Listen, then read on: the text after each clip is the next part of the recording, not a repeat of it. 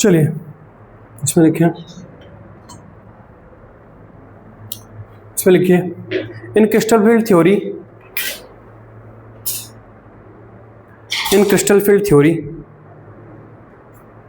there is no such case of hybridization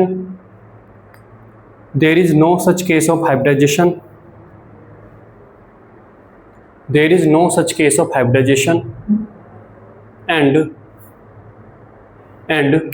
ligand to metal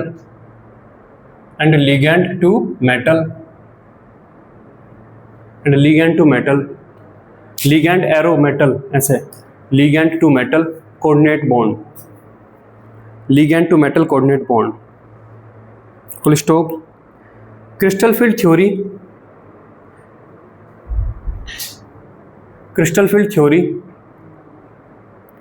only focus on the following 2 points.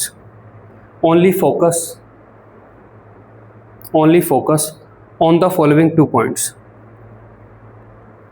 only focus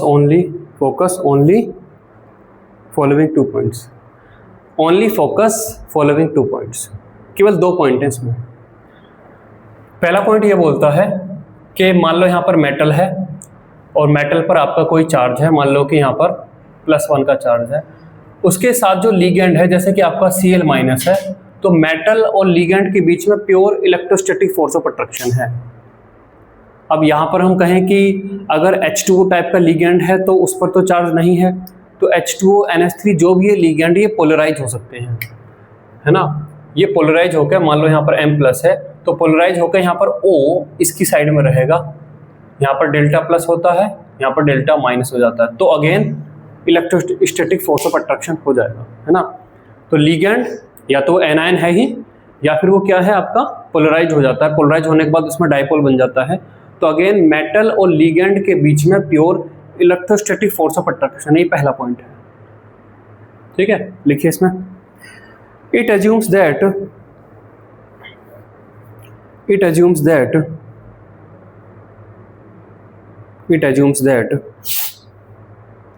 the attraction between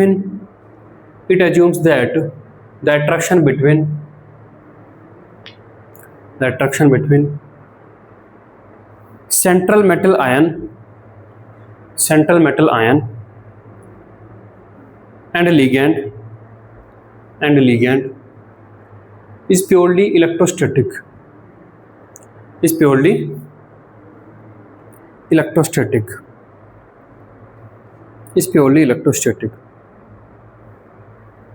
ठीक है. अब इससे होता क्या है, डी ऑर्बिटल्स में देखिए, जब तक डी ऑर्बिटल में इलेक्ट्रॉन की कम ज़्यादा ये सब नहीं दिखाई पड़ेगा तब तक मैग्नेटिक मोमेंट जो अलग अलग आ रहा है. जैसे अभी हमने देखा कि अगर आपका CONH3+ है तो उसका मैग्नेटिक मोमेंट अलग आएगा और COF6 3- तो उसका मैग्नेटिक मोमेंट अलग आएगा. मतलब डी ऑर्बिटल का तो कुछ ना कुछ तो रोल यहाँ पर है ही ना. लेकिन यहाँ पर तो वो कह रहा है केवल pure electrostatic force of attraction है, तो इससे डी ऑर्बिटल का जो रोल है वो कैसा साबित होगा. तो यहाँ पर वो कहता है कि सेंट्रल मेटल आयन है, सेंट्रल मेटल आयन के पास अपने डी ऑर्बिटल्स हैं. सेंट्रल मेटल आयन के चारों तरफ डी ऑर्बिटल्स हैं और डी ऑर्बिटल क्या है, इलेक्ट्रॉन क्लाउड से मिलकर बने हुए होते हैं. जब आपका एक लीगेंड आता है और लीगेंड के पास भी क्या चार्ज है, लीगेंड के पास कैसा चार्ज है, माइनस वाला चार्ज है, माइनस चार्ज है, या फिर वो डाइपोल इस तरीके से बनाया तो अपने माइनस वाले पोल को लेके आ रहा है. तो जब सेंट्रल मेटल आयन के चारों तरफ लीगेंड डी ऑर्बिटल्स हैं और उन पर आपका ये लीगेंड अप्रोच करता है, तो उस लीगेंड की वजह से जो डी ऑर्बिटल है वो डिस्टर्ब्ड होते हैं, है ना. और उस डिस्टर्बेंस की वजह से इलेक्ट्रॉनों की इधर उधर पोजीशनिंग बदलती है डी ऑर्बिटल्स में. उसी पोजीशन की वजह से आपका डाइपोल मोमेंट अलग अलग आते हैं.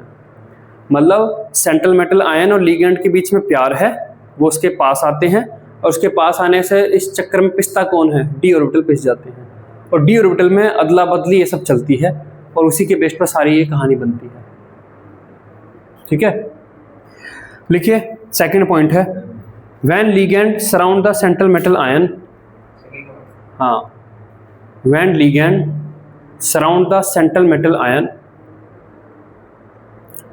when ligands surround the central metal ion, comma, the electrons in the central metal ion d orbitals, the electrons in the central metal ion d orbitals are under repulsive force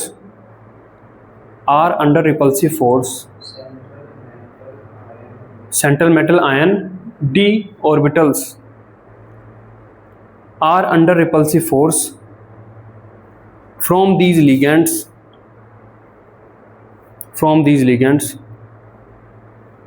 comma due to this electron occupy the d orbitals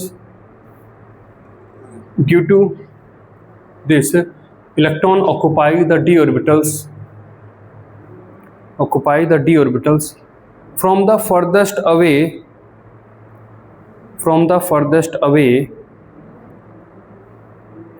direction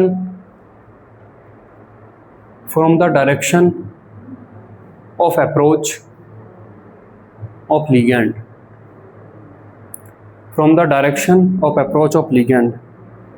full stop. It results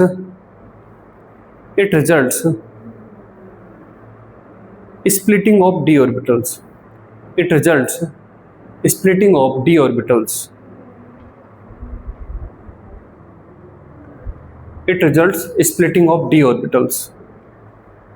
चलिए, जो d orbital होते हैं, पांचों d orbital same नहीं हैं। 3 जो p orbital हैं वे आपके सेम हैं। जिस तरीके से एग्जैक्ट px है x एक्सिस के अलोंग, एग्जैक्ट उसी तरीके से py है y एक्सिस के अलोंग, और एग्जैक्ट उसी तरीके से pz है z एक्सिस के along. px, py, pz exact same है, लेकिन जो d ऑर्बिटल हैं वे एग्जैक्ट सेम नहीं हैं। वे 2 कैटेगरी में डिवाइडेड हैं। यहाँ पर structure and orientation of d orbitals. d orbital आपके 2 तरीके के हैं। पहले हैं यहाँ पर T2g ऑर्बिटल्स। T2g में यहाँ पर ट्रिपली जरेड है। ट्रिपली जरेड का मतलब होता है, एक वर्ड वहाँ पे पढ़ो, जरेड से वर्ड मिलकर बना है। जरेड उनको बोलेंगे जिनकी सेम एनर्जी हो। ट्रिपली जरेड मतलब यहाँ पर 3 ऐसे ऑर्बिटल जिनकी एनर्जी सेम है। तो T2g ऑर्बिटल्स में आपके आते हैं dxy, dyz और आपके dzx। तो यहाँ पर देखिए, अगर मैं यहाँ पर बनाता हूँ,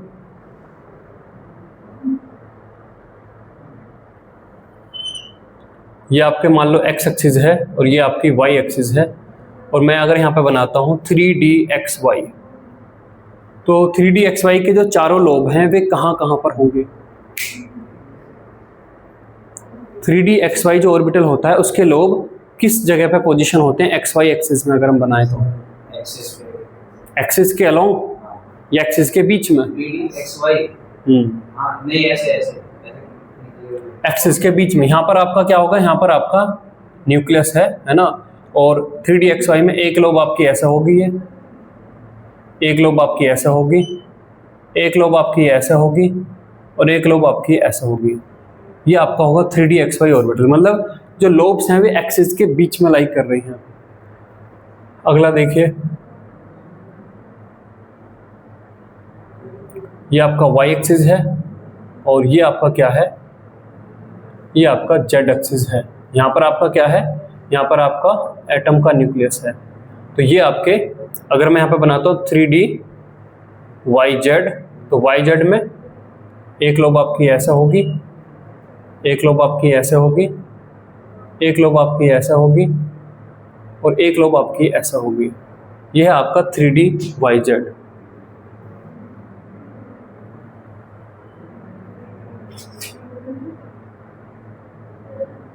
ये आपकी x एक्सिस है, ये आपकी z एक्सिस है। अगला आपका है 3dzx। यहाँ पर आपका ये न्यूक्लियस है, तो एक लोब आपकी ऐसा होगी, एक लोब आपकी ऐसे होगी, एक लोब आपकी ऐसे होगी, और एक लोब आपकी ऐसे होगी। तो यहाँ पर अगर हम देखें इन तीनों ऑर्बिटल में जो लोब्स हैं, दैट मीन्स इलेक्ट्रॉन क्लाउड जिनसे मिलकर बना है, वो एक्सिस के बीच में लाई कर रहा है ना। अगले ऑर्बिटल देखिए, अगले जो ऑर्बिटल हैं उन्हें रिप्रेजेंट किया जाता है EG से, है ना। और यहाँ पर आपके आते हैं dx² - y² और dz², ये दो ऑर्बिटल। तो यहाँ पर देखिए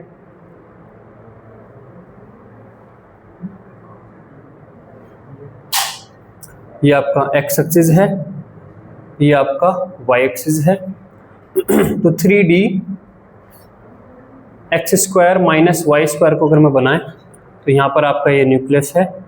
तो एक लोब आपकी ऐसे होगी, एक लोब आपकी ऐसे होगी, एक लोब आपकी ऐसे होगी और एक लोब आपकी ये होगी। तो जो भी लोब्स हैं वे एक्सिस के अलोंग हैं, ठीक है। और लास्ट आपका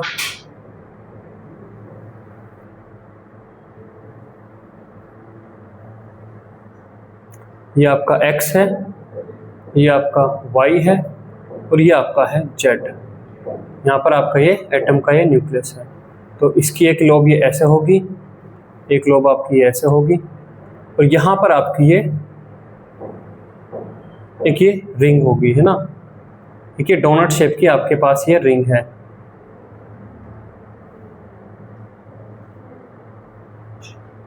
ठीक है, इसका इलेक्ट्रॉन क्लाउड XY प्लेन में है, लेकिन main of the electron cloud Z axis के अलोंग ये है।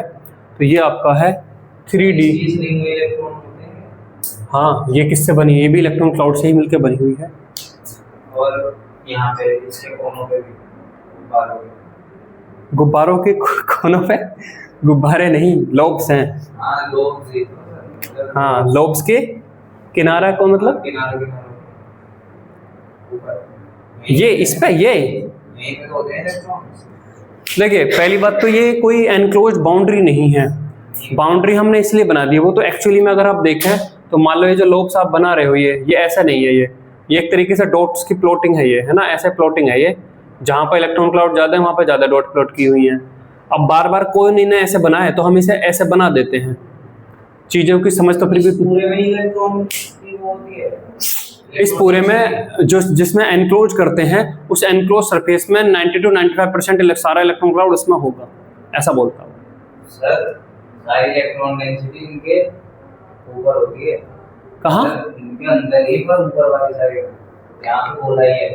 मतलब एक मिनट, हाँ ये तो नई चीज पता है। हाँ, ये बेली तो लोब्स है, गुब्बारा नहीं बोलो। हाँ ये है, ये हमने बनाया।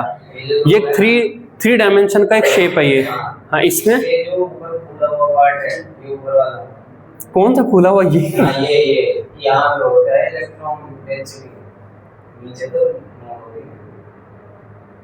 है। ये कहाँ से नई कहानी ला रहे हो? ये हैं कहाँ नोड है इसमें? ऐसे मैं सर जो इलेक्ट्रॉन डेंसिटी है वो सिर्फ ऊपर है, नीचे नहीं है। पहली बात तो ऊपर का कोई मतलब नहीं, इनका अपना अलग ग्राफ है। ग्राफ के अकॉर्डिंग पता चलता है यहाँ पे इलेक्ट्रॉन डेंसिटी ज़्यादा है, यहाँ पे इलेक्ट्रॉन डेंसिटी कम है। तो ऊपर से मतलब नहीं, इनकी अपनी ग्राफ की प्लॉटिंग है। साई स्क्वायर की प्लॉटिंग नहीं है, Sai versus are, Sai square versus are, 4πr², Sai square versus are, वो प्लॉटिंग है। प्लॉटिंग एग्जैक्ट बताते हैं कहाँ पे ज़्यादा है कहाँ पे कम है। तो पहली बात तो ऐसा नहीं है कि यहाँ पर सारी है। फिर वही बात है, यहाँ पर भी होगी, यहाँ पर भी होगी, कहीं पे ज़्यादा होगी कहीं पे कम होगी।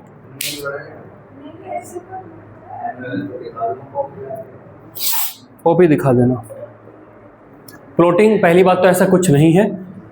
प्लॉटिंग एग्जैक्ट वो प्लॉटिंग है ग्राफ के अकॉर्डिंग, जो ग्राफ बोल रहा कि यहाँ पर ज़्यादा है यहाँ पर कम है। ऊपर है, फिर नीचे क्यों बना रहे हैं? शेप को बना ही क्यों रहे हैं? अगर ऊपर ही है, अगर तुम कह रहे हो यही है, तो मैं इस ऑर्बिटल को फिर ऐसा बना ही क्यों रहा हूँ? फिर मैं इसे ऐसे ये बना दूँ, बस ऐसा है ये है, जब नीचे से कोई मतलब ही नहीं है। ऐसा नहीं है ना, प्लॉटिंग पूरी है, यहाँ पर कम होगी यहाँ पर ज़्यादा होगी, लेकिन ओवरऑल बनाया तो पूरी स्ट्रक्चर जाएगी। और एग्जैक्ट प्लॉटिंग की आपको जानकारी चाहिए तो फिर आपको Sai versus are, Sai square R versus are और 4πr² Sai square versus are का ग्राफ देखना चाहिए, तब आपको पता चलेगा यहाँ पर ज़्यादा है यहाँ पर कम है। तो अगर तुम इस तरीके से तुम कहोगे कि भारत की जो मेनली पॉपुलेशन है ना वो दिल्ली मुंबई ऐसे शहरों में रहता है, अरुणाचल प्रदेश में तो कोई नहीं रहता, ऐसा बोल दोगे? दिल्ली की पॉपुलेशन डेंसिटी मतलब 600-700 पर्सन पर स्क्वायर किलोमीटर, अरुणाचल प्रदेश की 10 है। तो तुम तो ये स्टेटमेंट दे दोगे अरुणाचल प्रदेश में कुछ नहीं रहता, ऐसा। हाँ, तो यहाँ से यही कंक्लूजन निकल रहा है। अगर तुम कह रहे हो यहाँ पर कुछ है ही नहीं, फिर तो ऐसे ही हो रहा है यहाँ पर भी, यहाँ पर कम होगा वहाँ पर ज़्यादा है, ये है। चलिए यहाँ पर आइए। तो जो हमारे पास डी ऑर्बिटल्स हैं वे दो तरीके के हैं। एक तो ऐसे हैं जो इनकी इलेक्ट्रॉन क्लाउड एक्सिस के बीच में लाई करता है, और एक ऐसे हैं जिनका इलेक्ट्रॉन क्लाउड एक्सिस के अलोंग लाई करता है। इन दोनों से यहाँ पर फर्क पड़ता है कि जब लिगेंड आएगा, जब लिगेंड आपका अप्रोच करेगा तो कौन से ऑर्बिटल्स ज़्यादा रिपल्सन फील करेंगे, है ना। जैसे अगर हम तो अभी थोड़ी देर के लिए देखें, ये सारे जो ऑर्बिटल्स हैं ये सेंट्रल मेटल के अराउंड ही होंगे ना, सारे के सारे, अलग अलग थोड़ा ना। ये जो न्यूक्लियस है ये एक ही मेटल एटम का न्यूक्लियस है, उसी के अराउंड ये सारे न्यूक्लियस होंगे। और जब उसी के अराउंड होते हैं तो कैसा दिखता है पता है आपको? अगर इन सारे ऑर्बिटल को मैं मिक्स कर दूं 3 डायमेंशन में तो कैसा पिक्चर नजर आती है? ऐसी पिक्चर नजर आती है, ऐसी, ऐसा दिखता है। हाँ, गुब्बारे हैं, ठीक है, ये पिक्चर नजर आती है। अगर आप इसको ध्यान से देखें तो ये पूरी तरीके से, इस रिंग को अगर आप छोड़ दो तो पूरी तरीके से सिमेट्रिक टाइप की वो है, हर तरीके से वो इस टाइप से आपको दिखेगी, हर इधर भी, इधर भी, इधर भी, इधर भी, इधर भी, इधर भी, है ना। अभी मैं दिखा दूंगा इसको। मान लीजिए एक कॉम्प्लेक्स है जो ऑक्टाहेड्रल कॉम्प्लेक्स बनाने जा रहा है। जो क्या बनाने जा रहा है? एक ऑक्टाहेड्रल कॉम्प्लेक्स बनाने जा रहा है। तो उसमें सेंट्रल एटम है ना, सेंट्रल एटम मेटल आयन है। तो अगर ऑक्टाहेड्रल कॉम्प्लेक्स बनना तो 6 लिगेंड अप्रोच करेंगे उससे, 6 डायरेक्शन से। तो ये 6 डायरेक्शन क्या होंगी? +x, -x, +y, -y, +z, -z। जब वे 6 लिगेंड इन 6 डायरेक्शन से आके अप्रोच कर लेंगे तो कौन से लिगेंड हैं जो सबसे ज़्यादा रिपल्सन फील करेंगे? जो x और y, x, y, z axis के डायरेक्ट अलोंग जिनका इलेक्ट्रॉन क्लाउड है।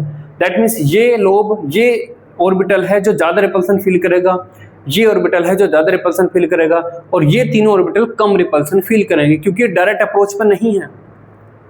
इसी की वजह से यहाँ पर एक तरीके से डी ऑर्बिटल्स के अंदर अब शिफ्टिंग या स्प्लिटिंग वो बोलता वो होती है। ठीक है, ये बनाइए।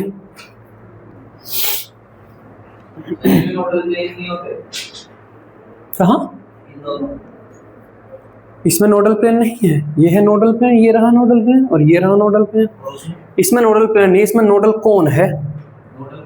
हाँ, इसमें ऐसे ये यहाँ से जो ऐसे जा रही है ये नोडल कोन है, इसमें नोडल प्लेन नहीं है।